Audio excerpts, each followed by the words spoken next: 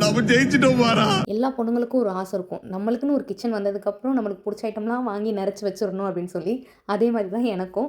நான் இன்றைக்கி micro oven வாங்கலான்னு தான் பிளானில் போயிருந்தேன். அதுக்கு முன்னாடி மைக்ரோ ஓவன் பெஸ்ட்டா இல்லை ஓடிஜி பெஸ்ட்டான்னு சொல்லி சர்ச் பண்ணதில் ஓடிஜி தான் பெஸ்ட்டுன்னு சொல்லி நிறையவே ரெக்கமெண்ட் பண்ணியிருந்தாங்க. சமையல் பொறுத்த வரைக்கும் மல்லித்தூளுக்கும் கரம் மசாலாவுக்கும் வித்தியாசமே நான் இப்போ தான் தெரிஞ்சுக்கிட்டேன். அப்படி இருக்கும்போது நான் அடம்பிடிச்சி ஒரு வழியாக வந்துட்டு ஓடிஜி வாங்கிட்டேன். நாங்கள் வாங்கினது 52 லிட்டர்ஸில் வாங்கினோம். கடையில் வந்து 2 பேர் தானே இருக்கீங்க, ஸோ 25 லிட்டரே போதும்னு சொன்னாங்க.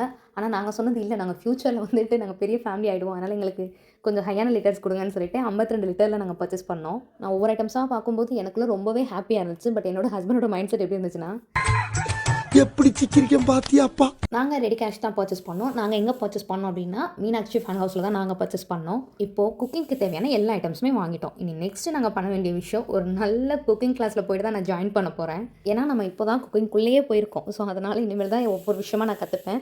ஸோ நிறைய பேர் வந்துட்டு அழகாக வெல்கம் பண்ணாங்க அவங்களுக்கு பிடிச்ச மைக்ரோவனை. ஸோ நாங்களுமே வந்துட்டு அழகாக க்யூட்டாக வெல்கம் பண்ணிவிட்டு ஃபஸ்ட்டு என்ன டிஷ் பண்ணலாம் அப்படின்னு சொல்லி தான் நான் சர்ச் பண்ண போகிறேன். ஸோ நெக்ஸ்ட் வீடியோவில் நான் என்ன பண்ணேன்னு சொல்கிறேன். தேங்க்யூ.